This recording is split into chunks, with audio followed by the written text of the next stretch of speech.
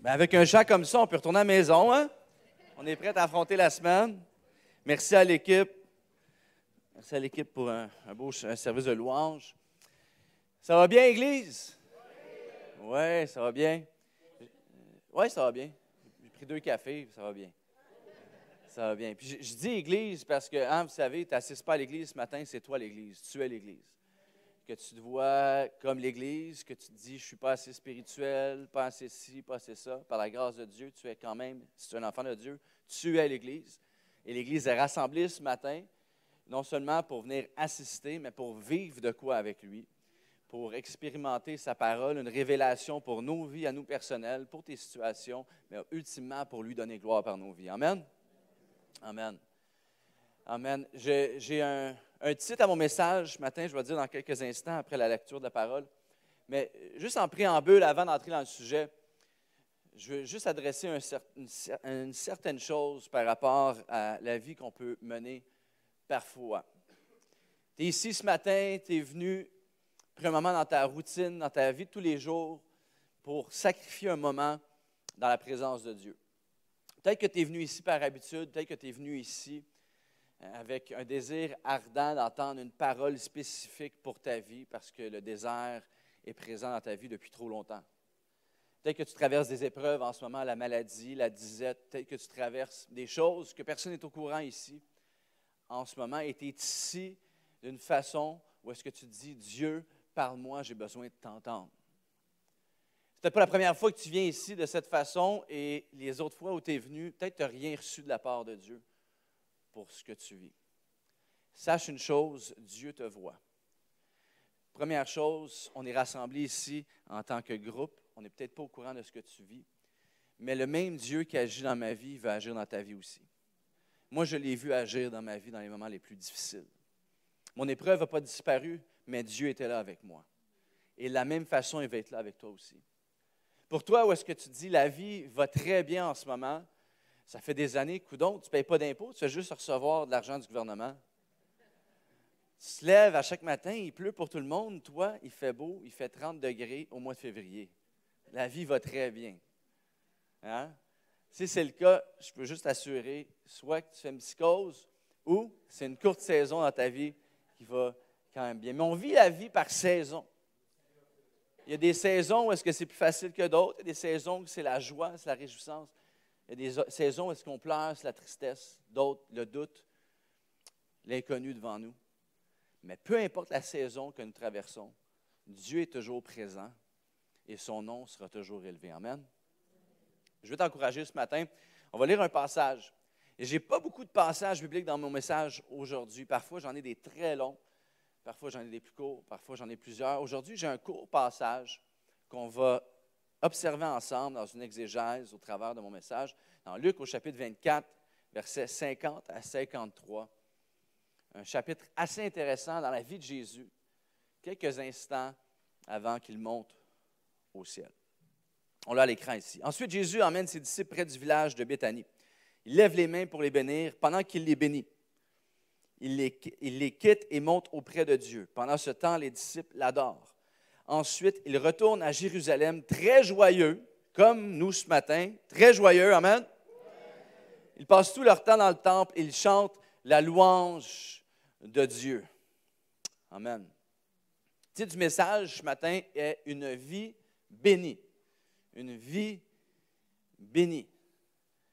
Certains amènent, d'autres un peu plus calvinistes. Bon, attends, on va voir ce que tu vas dire là-dessus. Là.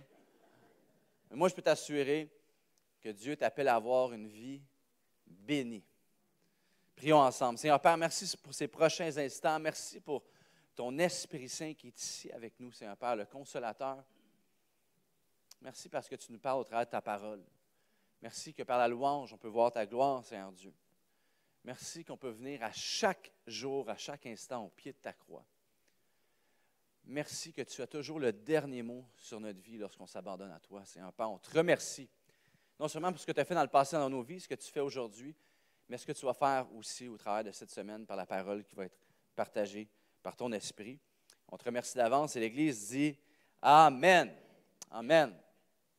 Il y a plusieurs années, il y a un film qui est sorti, ça fait au-dessus de 20 ans. Le titre du film s'appelait Pleasantville. Pleasantville. C'est un film, peut-être je me trompe, là, mais il me semble que c'est dans les années 50 environ que ça se produit. Ça a été tourné en noir et blanc, malgré que, bon, il y a 20 ans, on avait la télé couleur, mais tourné en noir et blanc. Et ça exposait un peu une période de notre société où les choses semblaient parfaites et tout allait bien.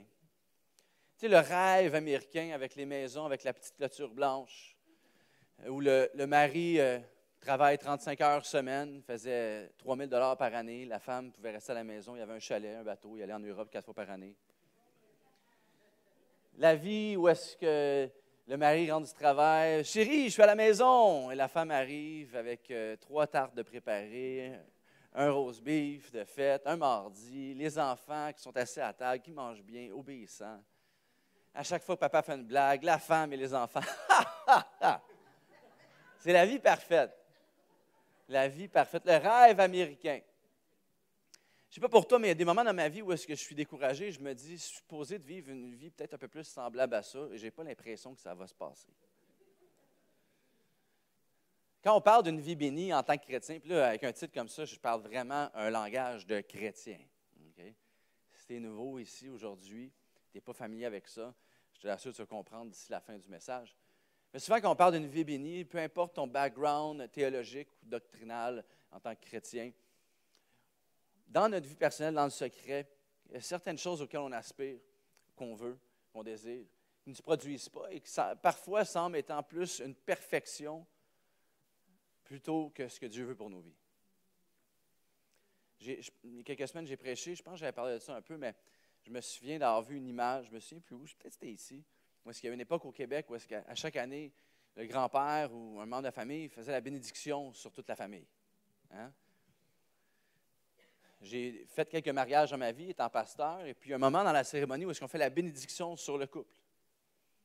Tu vois, lorsqu'on fait la bénédiction, on prie au Seigneur, on prie à Dieu pour les gens auxquels on bénit.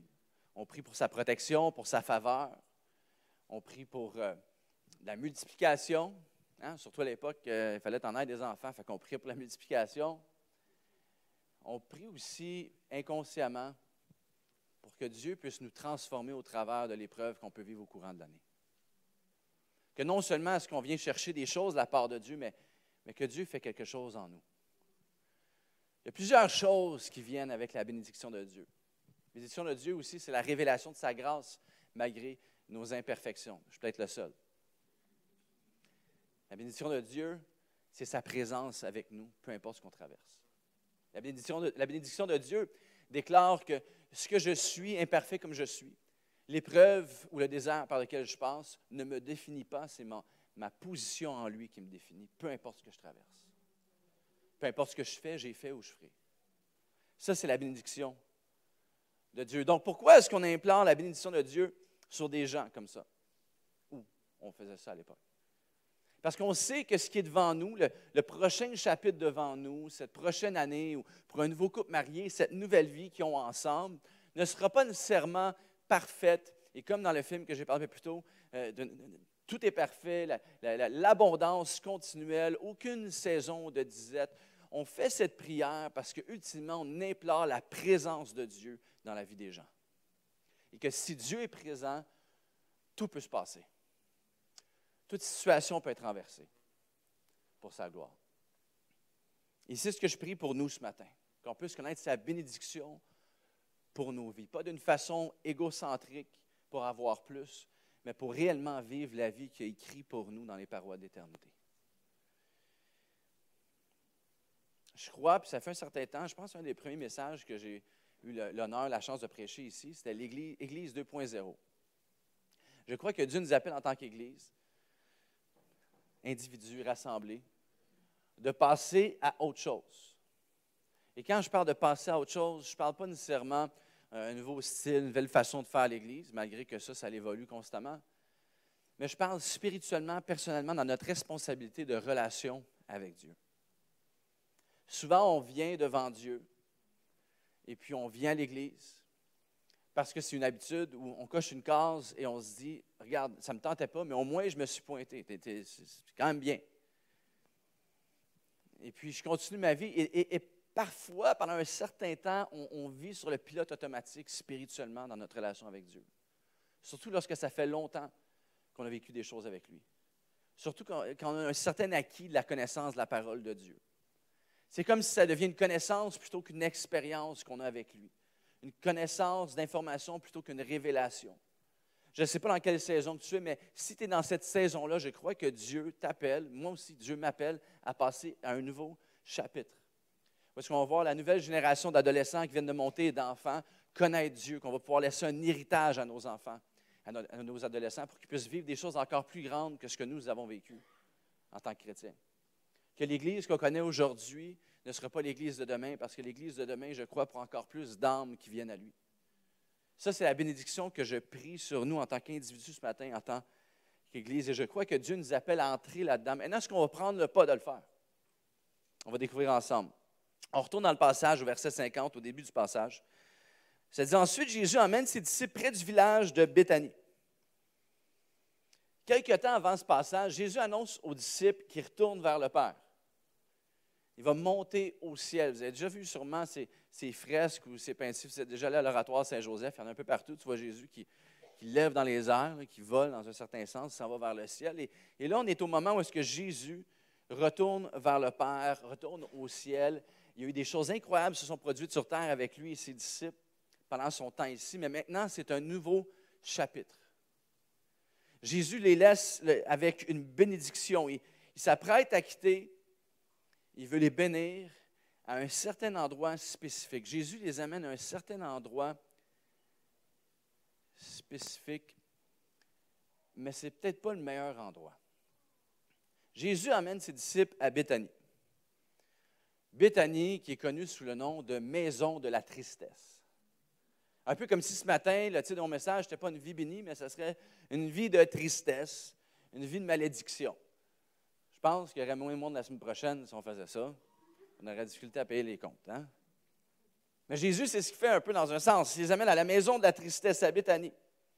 Et c'est l'endroit qu'il choisit pour un moment crucial où est-ce qu'une transition vers le nouveau chapitre, où est-ce que lui a fait son œuvre, et maintenant il bénit et il envoie ses enfants continuer ce que lui a à faire au travers de nous.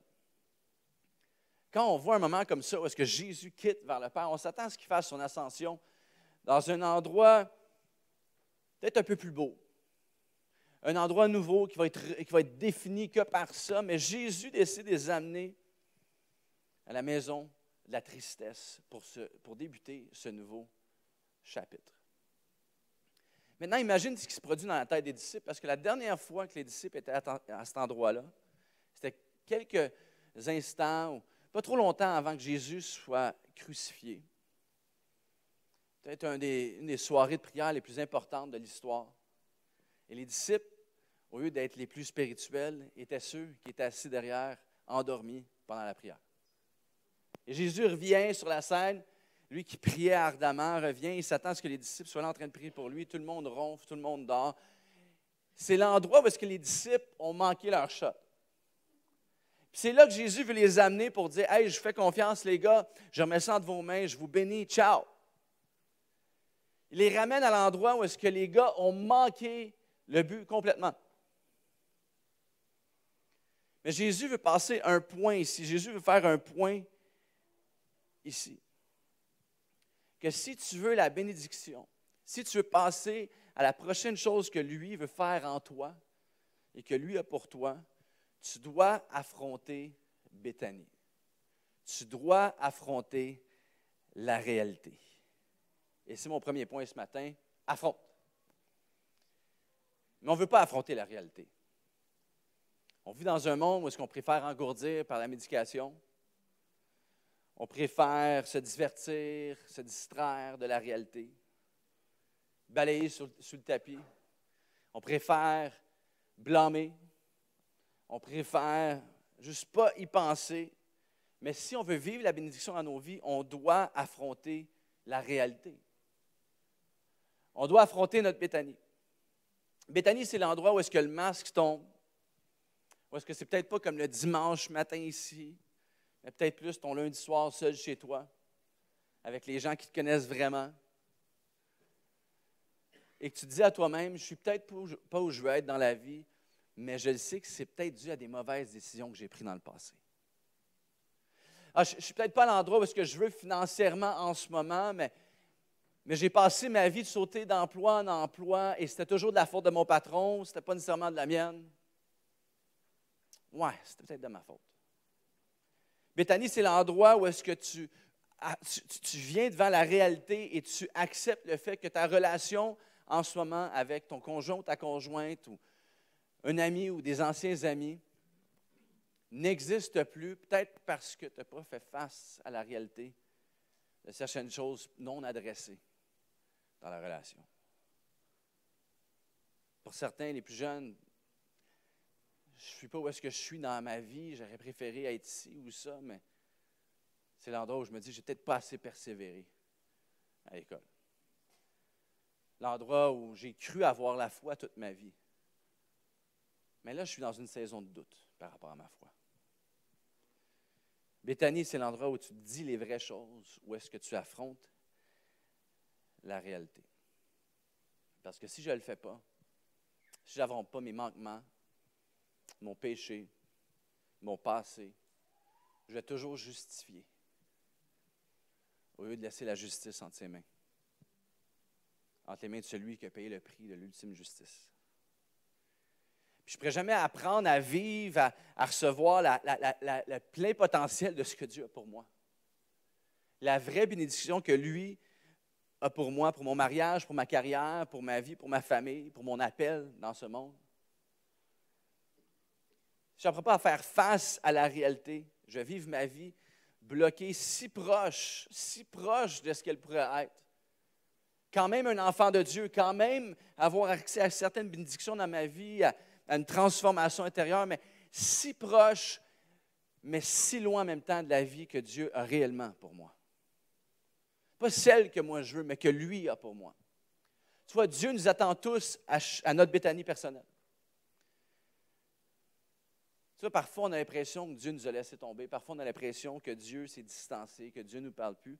Mais est-ce que ça se pourrait que parfois, c'est simplement qu'on a pris le choix de ne pas nécessairement être là où est-ce qu'on sait que la bénédiction, elle est pour nous? On sait ce qu'on a à faire, on sait où est-ce qu'on doit aller pour recevoir cette parole de sa part, d'avoir sa présence dans notre vie, d'avoir la bénédiction, mais on ne va pas à l'endroit où est-ce qu'il y a la bénédiction. C'est peut-être abstrait, mais tu l'as peut-être fait avec tes paroles. Moi, je sais que je le fais trop souvent, de déclarer le contraire de ces bénédictions sur ma vie. Avec des mots tels que « je suis seul en ce moment »,« je me sens seul »,« c'est ce que je suis ». Et plutôt que de faire face à la réalité de pourquoi je suis seul aujourd'hui ou pourquoi je suis dans la souffrance, la douleur émotionnelle, spirituelle, à l'intérieur, découragé, engourdi peut-être par la vie, au lieu de faire face à la réalité, de justifier, de simplement s'arrêter là et d'accepter que ça, c'est la chose qui m'identifie. Et de courir vers d'autres solutions. Même quand je sais que la bénédiction est dans le sens contraire. Il faut admettre la réalité de ce qu'on vit. Mais tu vois, c'est une chose d'admettre, mais c'en est une autre de vouloir admettre pour rencontrer Dieu au travers de cette épreuve. Rencontrer Dieu au travers de tout ce que je porte sur mes épaules. Et peut-être que c'est toi, peut-être que tu assistes à l'Église régulièrement, peut-être que pour toi, ça fait des années, tu connais le langage, tu sais même ce que je vais prêcher ce matin. Tu l'as entendu plusieurs fois pour ta vie. Mais si on passe tout par là, ça fait un certain temps que ce n'est jamais vraiment pour toi. Hein, c'est toujours pour l'autre, à côté. Quand ça parle d'humilité, le coude, il part vite. « Hey, hein, ouais, humilité, hein? Prenez note. » Hein? Quand ça parle de certains sujets, même quand ça parle de bénédiction, tu te dis, c'est pas pour moi, c'est pour les autres ici. Je ne mérite pas la bénédiction et la proximité de Dieu dans ma vie. Et au lieu de le vivre, tu cours vers d'autres fausses idoles qui n'apportent que du vent. Parce que tu te sens mal compris. Tu veux essayer par toi-même d'une certaine façon, qui peut être même religieuse parfois, qui sent bien, mais qui peut être simplement religieuse, mais vide et dépravée de sens. À vivre parfois, puis moi j'ai passé par une saison comme ça, où est-ce que je vivais ma vie Comme si ma relation avec Dieu, c'était simplement une carte de crédit que je passais, puis que parfois je vivais certaines choses, mais ça ne m'appartenait pas vraiment. C'était comme un emprunt que je prenais de ce que d'autres personnes autour de moi vivaient avec lui, puis j'essayais de m'approprier pour moi. J'utilisais le bon langage, je me présentais à la bonne place, à la bonne église, je servais même à l'église, mais ce n'était jamais personnel pour moi. Ce n'était jamais établi dans ma vie. Je ne laissais jamais la place à Dieu de faire son œuvre en moi et au travers de moi. Si proche, mais si loin, incapable d'affronter la réalité. Béthanie, c'est l'endroit qui te fait réaliser que ce que tu es et ce que tu as, ce n'est pas vraiment ce que tu veux. Puis que finalement, tu réalises que tu ne pourrais peut-être pas vraiment avoir ce que tu as désiré toute ta vie. La carotte au bout du nez. Mais que même si ça, c'est la situation de ta vie, que tu peux quand même vivre et recevoir la bénédiction de Dieu pour toi. Que tranquillement, il y a peut-être la possibilité que la vie que j'ai vécue et le prix que je paye pour cette vie à l'époque, je vais peut-être recevoir une bénédiction sur ma vie quand même, parce que dans cette bénédiction-là, il y a une grâce incomparable. Ou est-ce que je reçois des choses sans mérite?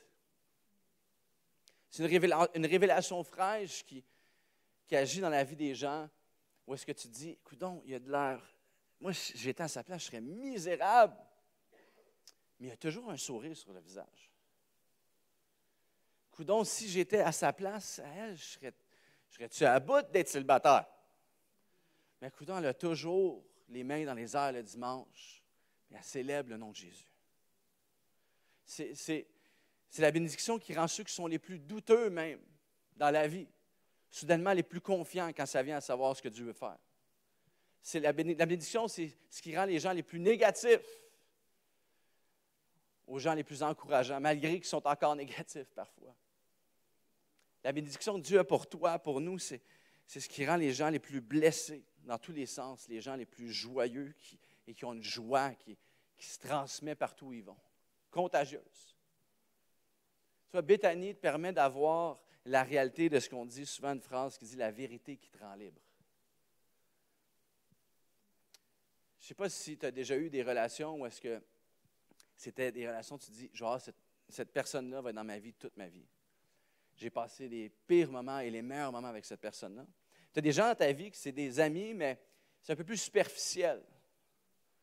C'est des bonnes personnes, bonjour de temps en temps, salut, hey, ouais, on fera un super moment donné. Ça fait 20 ans que tu dis ça. Ça se fait pas. Oh, ouais, chérie, il faut qu'on contacte les un tel, je ne dirai pas de nom, là. Il faut les voir, tout ça. Puis tu te rends compte que finalement, tu vas tout le temps revoir les mêmes personnes. Pourquoi? Parce qu'il y a un certain niveau d'intimité dû au fait qu'il y a une authenticité dans la relation. Parce que c'est seulement lorsqu'on est vrai, lorsqu'on est tel qu'on est exposé complètement à qui on est, le bon comme le mauvais, qu'on peut réellement vivre une relation, que ce soit avec les autres, avec Dieu, et ultimement la vie que Dieu nous appelle à vivre. Je ne sais pas si pense à ces relations profondes que tu as. La bénédiction qui ressort de ces relations-là. Le bien que ça t'apporte. Des gens qui font que tu deviens une meilleure personne aussi. La richesse que ça apporte dans ta vie. Que peu importe où est-ce que tu es, peu importe ce que tu traverses, lorsque tu es avec ces personnes-là, tu le sais que tu vas avoir un bon moment. Parce que tu es vrai avec eux.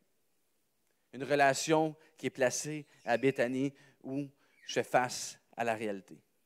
Au lieu de vivre dans la distance du mensonge. Maintenant, premier point un peu plus déprimant, là, on va passer à des belles choses. Hein? Une vie bénie quand même, le message. Deuxième point, c'est reçois. Reçois la bénédiction. Verset 50, on retourne au passage. Les disciples, ils lèvent les mains pour les bénir. Pendant qu'ils les bénissent, ils les quittent et montent auprès de Dieu. Pendant ce temps, les disciples l'adorent.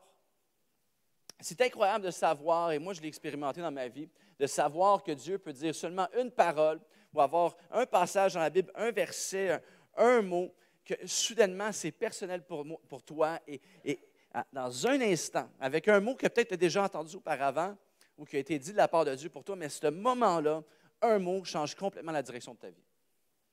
Hein, je ne sais pas si tu as déjà expérimenté ça. Surtout lorsque tu rencontres Dieu pour la première fois. Surtout lorsque tu reçois son salut pour ta vie. Tu vois, ça, c'est ce qui se produit lorsque tu reçois cette bénédiction-là, lorsque tu as la révélation de la bénédiction.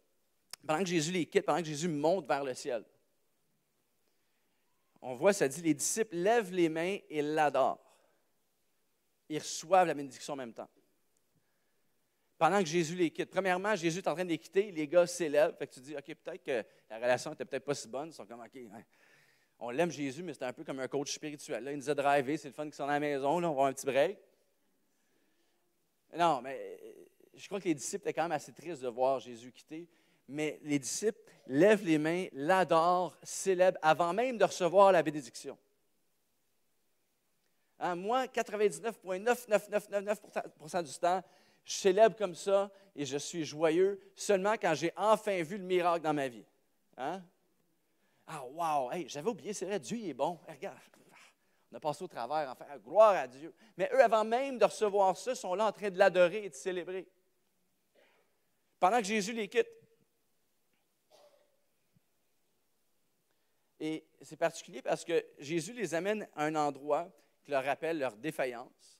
Jésus les amène à un endroit qui est nommé comme étant la maison de la tristesse.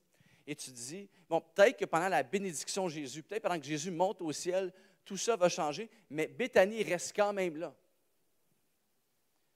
Ça ne dit pas soudainement, alors que Jésus donne la bénédiction et Jésus monte au ciel, ce n'est plus la maison de la tristesse, mais la maison de la joie. Béthanie reste quand même la maison de la tristesse. Et les disciples l'adorent quand même. C'est tout le contraire de ce que notre instinct nous dit. Hein? Parce que parfois, lorsqu'on vient devant Dieu, on veut qu'il agisse dans notre vie, puis il agit, puis après ça, on se lève le lendemain matin, puis on se dit, attends, la souffrance est quand même encore là. Je ne sais pas pour toi, mais moi, lorsque j'ai donné ma vie à Dieu, ou plutôt reçu la vie qu'il avait pour moi, j'avais quand même encore des comptes à payer. Ma belle-mère est... Ah, attention, elle est là. Mon beau-père, il était quand même encore haïssable, il n'est pas là, mais il va peut-être l'écouter sur Internet, là, mais on s'entend bien. Je fais des blagues. La réalité, elle reste quand même là. Même si je reçois la vie que Dieu a pour moi, Béthanie reste quand même là. La souffrance, les épreuves, les déceptions, la tristesse restent quand même là dans ma vie. Les disciples reçoivent la bénédiction et Béthanie ne disparaît pas. Et ça, pour moi, après au-dessus de 20 ans de marche avec Dieu, de vie chrétienne avec Dieu, c'est une question que j'ai constamment avec Dieu. Pourquoi est-ce que je ne peux pas arriver à un certain point où est-ce que, coudonc, c'est juste le printemps, c'est pas le mois de mars avec la slotch? Pourquoi est-ce que je ne peux pas arriver à un certain point où est-ce que, coudonc, on peut-tu juste marcher sur l'eau un peu? Pourquoi il faut tout le temps que ça revienne, les épreuves? Il me semble que je l'ai vécu, ce désert-là, il y a longtemps, puis j'ai compris. J'ai compris le message. Là. C'est bon, tu voulais me parler, tu voulais que je sois un peu plus humble, tout ça. Là, ça revient. Pourquoi est-ce que nos épreuves ne disparaissent pas? Pourquoi on ne connaît pas juste la prospérité?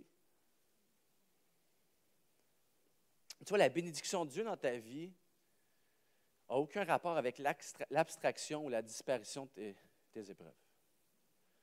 Parce que si tes épreuves n'étaient pas présentes, Dieu ne pourrait pas te montrer que ton épreuve, ta situation, ta tristesse, ta douleur lui fait mal autant que toi. Si les épreuves et le désert dans nos vies, nos manquements, notre péché, notre imperfection, n'étaient pas présents, on ne pourrait pas réaliser la grandeur et la perfection de Dieu au-delà de ces choses-là dans notre vie. On ne pourrait pas voir l'amour et la grâce incroyable de Dieu pour nous, même si on ne le mérite pas. Tu vois, la réalité, c'est que Dieu n'efface pas tes épreuves parce qu'il veut te montrer qu'il reconnaît toujours tes épreuves et qu'il voit ça comme une opportunité de mettre sa bénédiction sur le résultat de ton épreuve. Parce que tu vois, lui, quand on parle de résultat, la bénédiction, c'est le résultat de 33 années ici sur terre, pas juste un Jésus qui vit dans le ciel avec des petits anges bébés avec une harpe. avec la ouate partout. La bénédiction de Jésus, c'est le résultat de sa vie ici sur terre, où est-ce que marché, qui a respiré l'air comme moi et comme toi, qui a fait face à la tristesse, de la douleur comme moi et comme toi, qui a fait face. Je ne sais pas si Jésus a engraissé. Dans les films, il est tout le temps en shape avec un six-pack, tu sais. Là-dessus, je ne sais pas si tu me comprends, là, mais en général, pendant 33 ans, il a quand même eu la chance de voir la vie auquel on fait face. Hein? Tu vois, la bénédiction de Jésus, c'est le résultat de ses 33 années sur terre, c'est le résultat des épreuves que lui a traversées dans le désert, c'est le résultat aussi des miracles qu'il a exercés. De ce qui était possible, c'est le résultat de sa souffrance avant et pendant la croix. Et la séparation complète de Dieu, c'est le résultat de la mort, mais ultimement pas la fin et la résurrection. Le Dieu qu'on sert, le Dieu qu'on a, n'est pas simplement une pensée positive pour avoir une belle phrase à dire au début de la semaine. C'est la puissance du Créateur en œuvre dans nos vies. Peu importe ce qu'on traverse, peu importe ce que le monde veut nous définir. Ça, c'est le Dieu qui est avec toi. Et le monde ne peut pas comprendre parfois, quand je dis le monde, je parle aussi de ma chair, surtout moi. Parce qu'on voit les choses avec une certaine perspective, parce que malheureusement, trop souvent, on oublie sa perspective à lui. Tu vois, quand Jésus s'est fait crucifier, on le croyait mort. Même si toutes les prophéties étaient là pour dire que c'est pas comme ça que ça va finir. Mais il n'était pas mort. Ça dit non, c'est drôle, à chaque fois que Jésus venait pour ressusciter quelqu'un, où il y avait la jeune fille ou quoi que ce soit, il dit, ah non, il fait simplement dormir, il est endormi. J'ai prêché là-dessus il y a quelques semaines. Tu vois, Jésus n'était pas mort, il semblait mort, mais il ne l'était pas. Le royaume de Dieu, la bénédiction de Dieu, c'est un endroit où est-ce que, oui, tu récoltes ce que tu sèmes, mais étrangement, il y a la grâce de Dieu qui fait que tu ne récoltes pas ce que tu as semé nécessairement. Wow, c'est quand même spécial. Je ne mérite pas d'être où est-ce que je suis en ce moment. La bénédiction de Dieu, c'est le résultat et c'est une perspective où est-ce que les Romains et le peuple à l'époque croyaient crucifier Jésus, mais en fait, ils plaçaient mettaient toutes les choses en place pour qu'il puisse exercer des dizaines et dizaines de prophéties pour sauver l'humanité et porter le poids de notre péché. Qu'alors qu'ils l'ont mis sur la croix, ce qu'il faisait essentiellement, c'est qu'il était en train de l'élever encore plus vers le ciel, devant toute l'humanité et l'histoire, pour déclarer qu'il est le sauveur du monde. Tu vois, c'est un changement de perspective lorsque tu as la révélation de la bénédiction. Que toutes ces choses-là sont là, mais il y a une fente, il y a comme une percée qui se fait pour voir les choses d'une façon différente, pas juste parce que, comme j'ai dit un peu plus tôt, je suis positif malgré la situation. Non, parce que je sais que la victoire a été déclarée sur toutes ces choses-là. Moi, je ne sais pas pour vous, mais dernièrement, peut-être parce que je vieillis un peu plus, là, vous allez, arrête, tu as 38 ans, tu n'es pas vieux, mais je le sens dans mon corps quand je monte les escaliers. OK? On a eu la brillante idée d'avoir un autre enfant que j'aime beaucoup. À mon âge, se lever la nuit, c'est plus tough que quand tu as 22 ans. À l'époque, il me semble, je fais dormir 3 heures la nuit, puis le lendemain, yeah! Aujourd'hui, j'ai 7,5 heures de sommeil, je suis brûlé pour la semaine, ça m'en prend 8. Mais dernièrement, peut-être parce que je m'approche un peu plus là, de l'autre côté, mais quand ça ne va pas bien, je sais que ça semble quétaine. À chaque fois qu'il y a une situation que je me dis, comment on va résoudre ça, comment on va y arriver, je dis, hey, au bout de la ligne, je m'en vais au ciel, moi. Attends, je vais passer, c'est déjà signé, là, le contrat il est fait, même si tu te déchires, il est encore bon. Je vais passer l'éternité dans la présence de Dieu, puis on va faire le party pour l'éternité. Bon, le ticket de parking, on va attendre à demain, là, on va le payer, mais l'épreuve que je vis, soudainement, elle devient moins importante. Elle ne prend pas l'emprise sur mon attitude au travers de la journée parce que je le sais qu'ultimement, j'ai une perspective différente parce que je marche sous la bénédiction de celui qui a payé le prix afin que je puisse l'avoir. Tu vois, la bénédiction de Dieu sur ta vie, c'est ce qui change le parcours, la direction de ton histoire dans ta vie. Parce qu'on est toujours à ça, de près de prendre une mauvaise décision qui peut paraître bonne, mais qui n'est pas nécessairement dans le plan de Dieu, qui n'est peut-être pas passé par Béthanie où est-ce que j'affronte la réalité de qui je suis pour connaître la vie qu'il y a pour moi. Mais on a toujours l'opportunité, par contre, de marcher dans la bénédiction que lui est pour nous.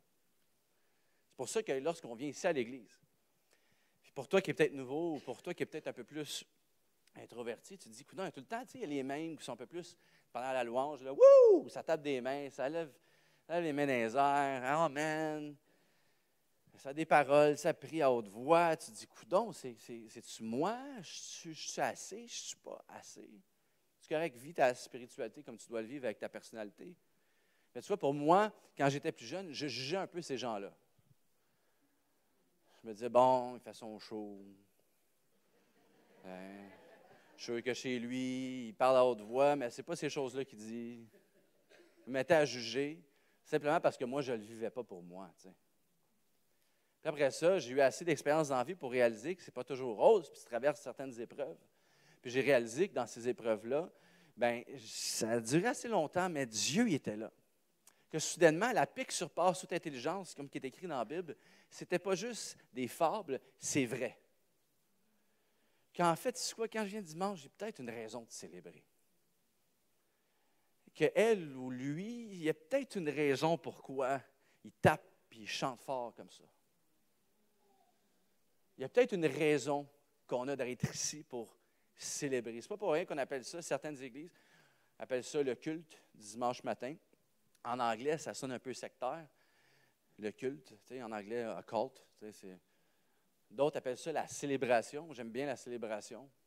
Peu importe comment on appelle ça, je pense que c'est plutôt ce qui se produit à l'intérieur qui fait la différence. Moi, c'est ce que j'aime quand je viens ici le dimanche matin, de voir des gens de peu importe la durée de leur marche avec Dieu, sont encore là. Gloire à Dieu. Amen. En 1983, tu as fait ça.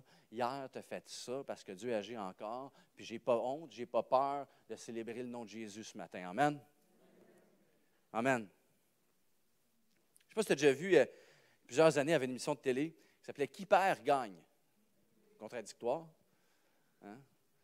Le principe, c'était, bon, ben, si tu as un surpoids, pas comme moi, là, mais si tu as un surpoids, tu peux aller à cette émission-là, et puis la personne qui atteint son objectif, qui perd le plus de poids possible par rapport à son objectif, eh bien, il gagne.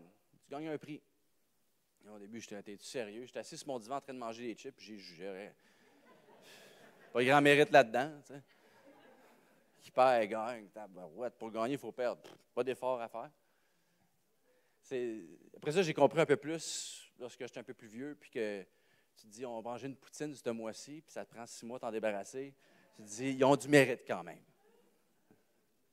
Mais c'est drôle, qui perd, gagne. Tu sais, tu perds, tu gagnes. C'est bien, tu sais, tu perds du poids dans un monde où on veut être en santé, on veut bien paraître. Mais c'est cette perspective, encore une fois, où est-ce que, plus souvent qu'autrement, j'ai besoin de m'effacer encore plus dans ma vie pour réellement gagner dans la vie.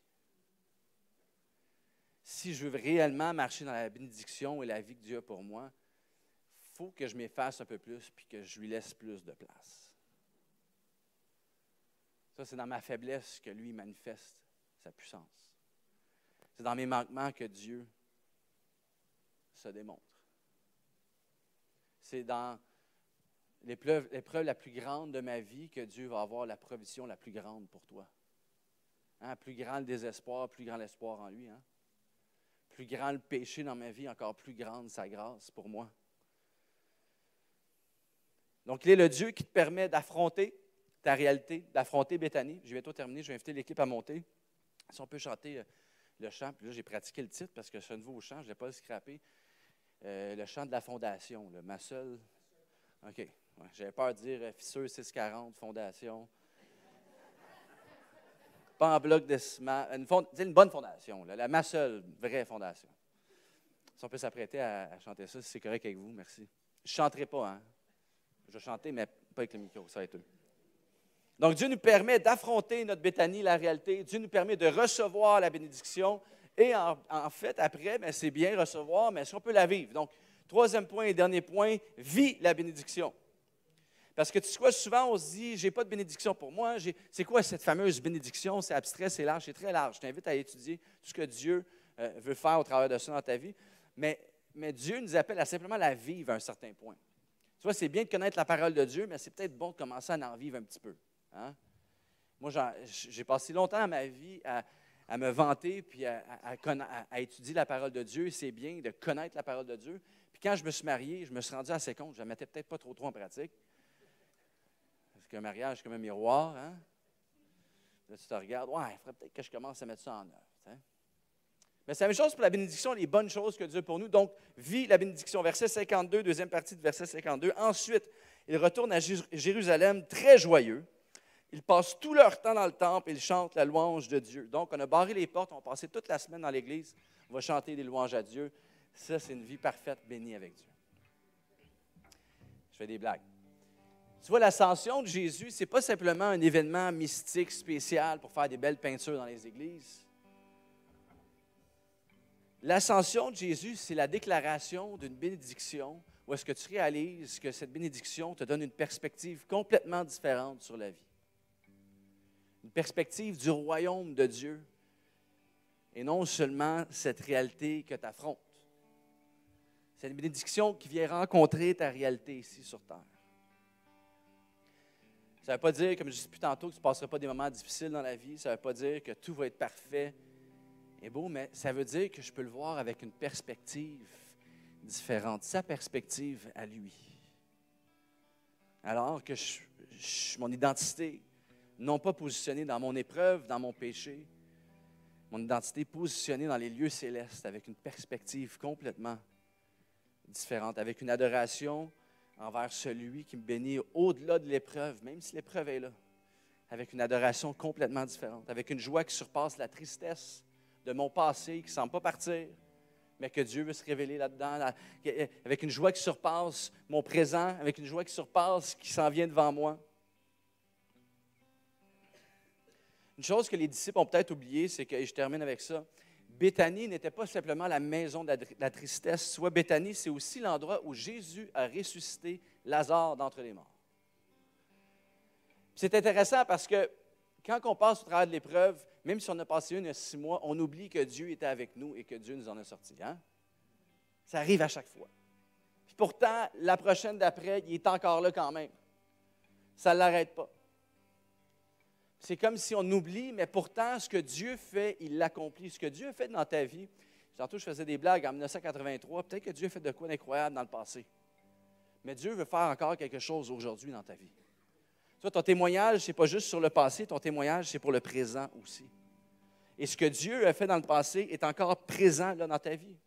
Et peut-être que tu as délaissé ses voies dans certains aspects de ta vie, mais ce que Dieu a fait, il l'a accompli. Reviens marcher dans cette bénédiction-là que lui a placée. Au-delà de toi, qui a peut-être les mains remplies de savon ou d'huile, puis que ça glisse, cette bénédiction-là, parce que tu te manques encore, tu pêches, puis tu passes à côté, puis tu n'es pas vraiment ce qui t'appelle à être.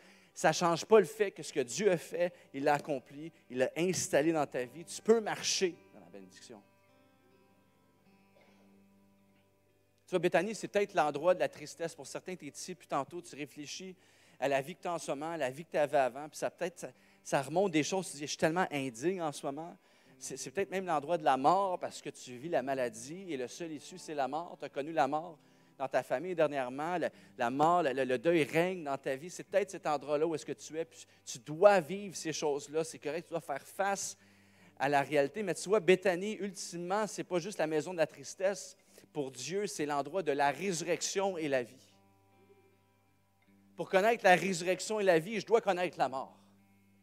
Mais ce n'est pas la fin de mon histoire. Et avec une seule déclaration, Jésus, à cet endroit-là, quelque temps avant, a sorti Lazare d'entre les morts. Lazare est passé de la mort à la vie. Il sort du tombeau avec ses linteaux. Il sent le cadavre, mais il est vivant. Ça, c'est ça qui est le fun de la bénédiction, c'est que je ne deviens pas parfait. Je viens quand même ici dimanche matin. Il y a des gens qui me connaissent vraiment. Mais tu sais quoi, je suis encore là, je suis encore vivant par sa grâce. Avec une seule déclaration, Jésus sort Lazare de la mort. Et je ne connais pas ta Béthanie, je ne sais pas c'est quoi ta réalité en ce moment auquel tu dois faire face, mais je sais que Dieu veut déclarer sa bénédiction de grâce sur ta vie, qui va au-delà de la vie que tu as acceptée pour toi-même, avec tes solutions à toi, avec l'autre réalité que tu as. Peut-être que tu as dérogé du plan qu'il y avait pour ta vie seulement de 3 degrés il y a 15 ans, puis tu es rendu à 3000 degrés à l'extérieur. Mais Dieu veut déclarer sa bénédiction sur ta vie si tu es son enfant ce matin. Tu vois, je peux te dire avec pleine assurance, aujourd'hui, ce matin, que je crois ce que je dis, parce que je n'ai pas seulement entendu parler de lui, mais je l'ai vu. Puis je ne l'ai pas juste vu dans ma vie, je l'ai expérimenté dans ma vie. Puis pour certains, ça fait trop longtemps que tu as passé par ces étapes-là dans ta vie avec Dieu. Puis aujourd'hui, c'est le moment de simplement recevoir cette bénédiction sur ta vie. Donc, je vais t'inviter à te lever avec moi. Je vais terminer en prière. Après ça, on va louer, on va l'adorer, puis on va déclarer le nom de Jésus dans nos vies ce matin. Amen. Seigneur Dieu, je prie pour chaque personne ici ce matin. Seigneur Père, je veux déclarer ta bénédiction sur chacune des vies ici, Seigneur Jésus, surtout pour tes enfants, pour ceux qui ne sont pas tes enfants. Je te prie, Seigneur Père, que tu puisses te révéler à eux cette semaine. On prie pour une transformation complète dans leur âme. Seigneur Père, viens les arracher des flammes de l'enfer. Que leur identité se repose en toi, Seigneur Jésus. Si c'est toi ici ce matin, je t'invite à faire cette prière dans ton cœur. Seigneur Jésus, me voici tel que je suis. Prends-moi. Cette vie que j'ai, je l'abandonne, je la dépose à tes pieds pour recevoir ta vie par ta crucifixion et ta résurrection. Seigneur Père, merci de me sauver. Seigneur Jésus, je continue à prier, Seigneur Père, pour cette bénédiction pour chaque personne ici ce matin. Je prie pour une bénédiction qui apporte de la protection, de la faveur sur leur vie, Seigneur Père, de la révélation fraîche par ta parole. Seigneur Père, de la croissance spirituelle dans leur vie alors qu'ils font face à leur Béthanie, à leur réalité. Et Seigneur Dieu, surtout, je veux te remercier pour ce que tu veux faire au travers de chacune de ces vies, pour ta gloire, Seigneur Père, et non pour nous-mêmes. Et c'est un grand Amen qui est dit par son Église ce matin. Est-ce qu'on peut dire Amen et remercier le Seigneur d'avance pour ce qu'il a fait et ce qu'il va faire aussi, surtout. Amen. Chantons-le ensemble.